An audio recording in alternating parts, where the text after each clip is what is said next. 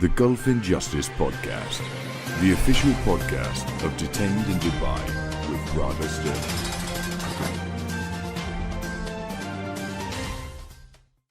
Hi, Maud. Welcome to the Gulf Injustice Podcast. Now, we're talking to you today about an extreme situation that actually affects a lot of women. And so I want you to, in your own words, what has happened to you? You had a family and your ex-husband took the children to Oman and you haven't seen them since. So please let us know. So basically what happened is that my ex-husband and I were having a shared custody in France, in Bordeaux. And he took the opportunity to have our son, Fahad, during the school holidays. So he told me that, and he told Fahad that he's taking him on holiday to Disneyland in Paris.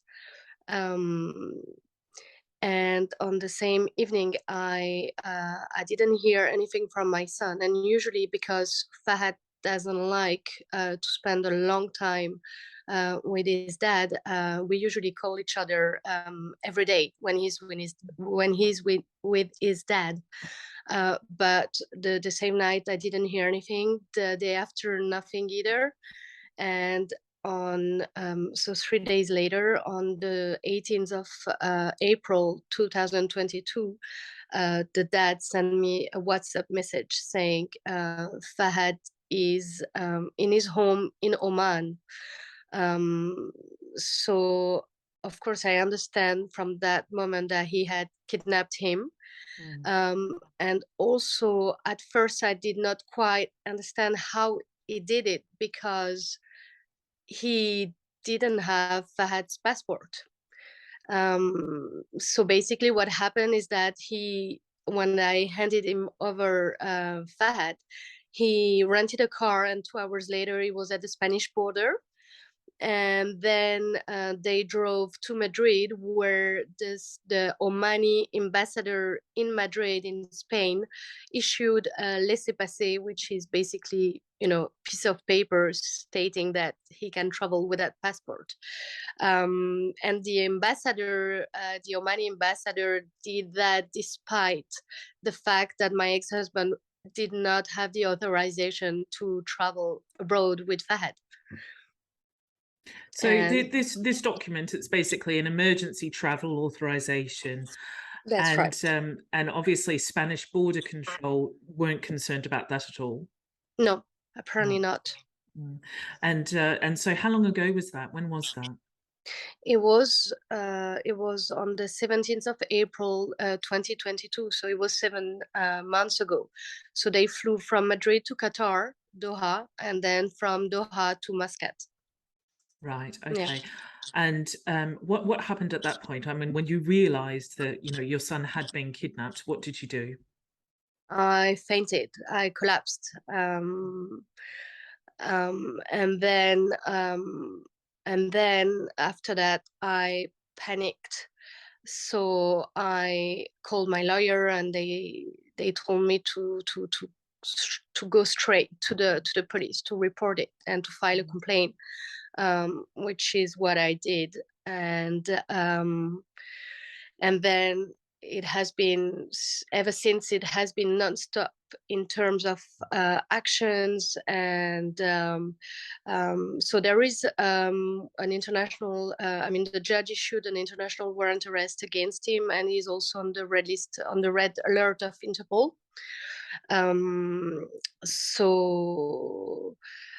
This is what has been put into place. And also since last week, the French judge issued, I don't know the word in English, it's called commission rogatoire, which is basically they are going to implement that warrant arrest in Oman. And how does Oman feel about that? I mean, you must have already spoken to lawyers in Oman, and what's their general position? Because most people who have spoken to me over the years, if their children have been abducted, the country that they've been taken to does not care about what's happening in Europe or other countries. So do you think that Oman's going to respect this order? I don't think they will. So that's what is happening right now. Is so basically they not only they do not care, but if there is a case with an Omani and a non-Omani, they will definitely protect the Omani no matter what. And especially for me, in my case, it's even worse because my ex-father-in-law was the second hand of the Sultan, of the previous Sultan. So because of the power he has and the corruption, we have very little hope that it would work. I mean, someone in that position in Oman, he's already Omani. Obviously, he's going to be favoured through any sort of court process in that country. Absolutely. And it would even be a risk for you to go to Oman because he will do everything within his power to prevent you from ever getting access to your son. And that means he could falsify a police complaint. He could say that you've defamed Oman or you've defamed him on the internet with all of your campaigning to get your son back and being on television. I mean, you've been campaigning non-stop. So there's always that possibility that he would do that. And I've seen that thing has before. been done already. Yeah, that has been done already. So what happened is that, I did go public in the media in France. And so his French lawyer in the media has said, well, if she really wants to see her son, why doesn't she come to Oman? And also he has said himself many times, come to Oman and come to see Fahad, and I will pay for all your expenses. I will provide with a villa and everything, blah, blah. And I know deep in my heart, I know that it is a trap. We're just losing you a little bit there. Oops. Okay, we've got you back. We've got you back now. So he did mention that he will not stop until he put me in jail. And, all these actions and everything I'm doing, this campaigning and everything it is bothering him. And I would be bothering him less if I was in jail. So I know that I cannot go and it is not safe for me to go. But one time, well, a few times actually, it was so hard, like the pain was so hard that I said to myself, like, doesn't matter, I will go anyway. Even if I have to go and I have to die in jail in Oman, I'm going to go and save my son. And my Omani lawyers told me, do not come because we have found a warrant arrest against you in Oman. So the second that I put a foot in Oman, they will arrest me. Yeah. And you won't get to see your son at all. And it's going to be much harder to fight to get him back. How old is he? He just turned 6. So young. Yeah, he's very young. And the very few times that I managed to speak to him over the phone, I can see that he's, distressed and he's in a state of terror, and he cries, he begs me to come and get him. He said, I don't like it here, I want to come home, please. And he's very much aware of what has happened, and he begs his dad to let him come home, and his dad says no, and then he screams. I mean, it's awful. I mean, this is truly this is nightmare material. This is the kind of situation that movies are made about. Yeah, and sadly, it is my life. So you were living quite happily in France, obviously, previously, and he deliberately went back to Oman because that was a jurisdiction that he could steal his son and raise him on his own. Yeah, well, the true reason is that he was we married in 2013, and he's been extremely abusive and physically and emotionally violent, and I ended up leaving him.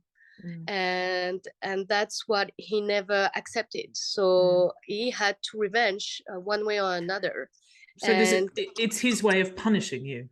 Absolutely, that's exactly what it is. And he knows that the only way, because he's tried many things before, but he knows that the only thing that affects me are my children.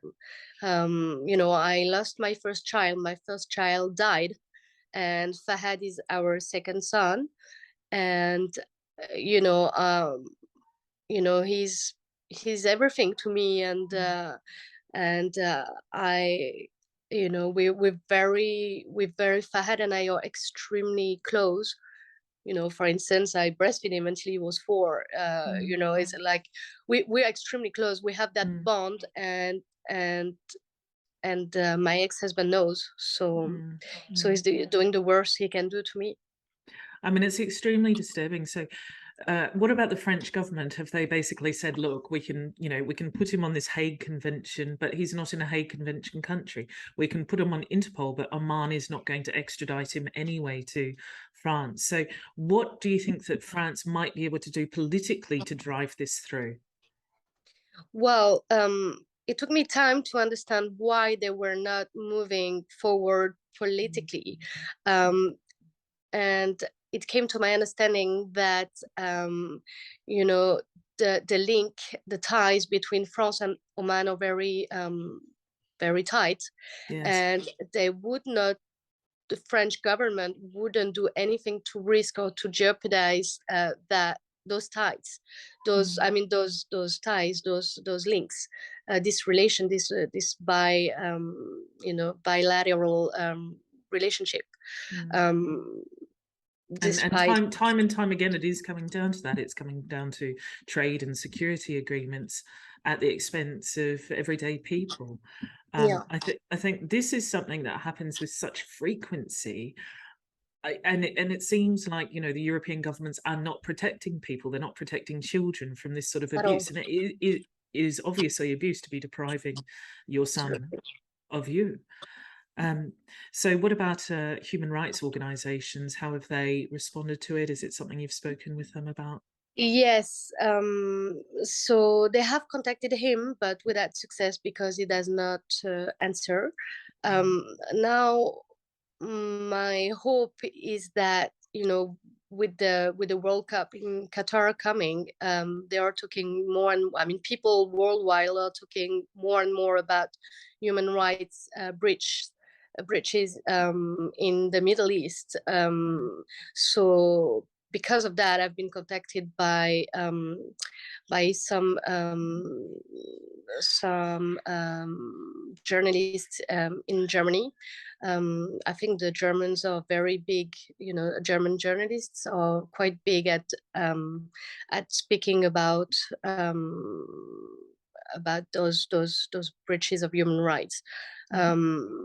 So yes, I'm hoping that this would change something, and that in the Middle East they would pretend to care about their image and try to change it somehow. I think in a lot of these situations, there's already a court order in place. There's already a custody agreement that's been approved by the courts. Exactly. And as soon as that child gets to another country, they acquire another order giving them sole custody. And I think that as our relationships tighten with these Gulf nations, that we do become closer to them is a great opportunity for us to say, okay, we need to deal with this very, very big issue of child abduction. On the one hand, we're asking the UAE and Oman and Saudi to extradite people that we want, for example, tax evaders or embezzlers. We're asking for that cooperation on that level. But we're not asking for the same cooperation when it comes to perhaps getting them to agree to the Hague Convention and put those treaties in place to prevent this from happening in the future. Because I think if our European governments can't protect children from being abducted and taken to the Middle East, they need to then have that treaty in place to ensure that our strong allies in the Middle East are going to respect those mutual agreements. And I think if we could push further for those agreements to come into force, then we won't see this anymore. It's as simple as that. If other countries, Australia and New Zealand and here and there have agreed to the Hague Convention, I think the Middle East being one of the biggest issues when it comes to child abduction, we should really be pushing for that. Absolutely. Otherwise, we're just moving backward, back to the Middle Age era sort of thing. Like giving priority to economical development, etc., and not thinking about human rights and just humans in general. I mean, this is this is touching. We're talking about children. This is touching their physical and mental integrity here, and this is very serious. Like, once again, we are talking about children. I mean, my son is 5, and he's been taken away from his mother, from his sister, from his friends, from his school, and he's being forced to do things that he doesn't want to do. His dad put him in an Arabic school. Fahad doesn't speak a word of Arabic, so he's completely lost, and that's his words. He can't communicate with his friends, he can't communicate with the teacher. He doesn't feel, it just doesn't feel right. And I'm also very concerned that this damages, that the consequences of the father's action. I'm very concerned about those damages being encrypted in him forever. Absolutely. I mean, this kind of trauma at such a young age is going to have long-term, life-changing impact. And it's not just Omani nationals and Emirati nationals that this happens to. We're actually seeing an increase in foreign nationals, European citizens, Germans, English people who deliberately go to these countries and again take out a preemptive criminal case against their partner to ensure that they can't actually come to the country without facing arrest. This is a common thing. So you have a British national goes on holiday with a child and just doesn't come back. They get a residency visa in Dubai or Doha or wherever it is, and they're using again these rules and the lack of enforcement of a Hague Treaty to conduct a kidnapping, which is what it is. They can be on Interpol, they can be on anything. But the thing is, if they never leave the country, and they don't intend to leave the country again, they're happy to stay there. And absolutely, they'll be happy to stay there until the child, reaches 18 and it's all That's over. exactly what's happening. But I would say and that also another thing. Yes, go on. Sorry.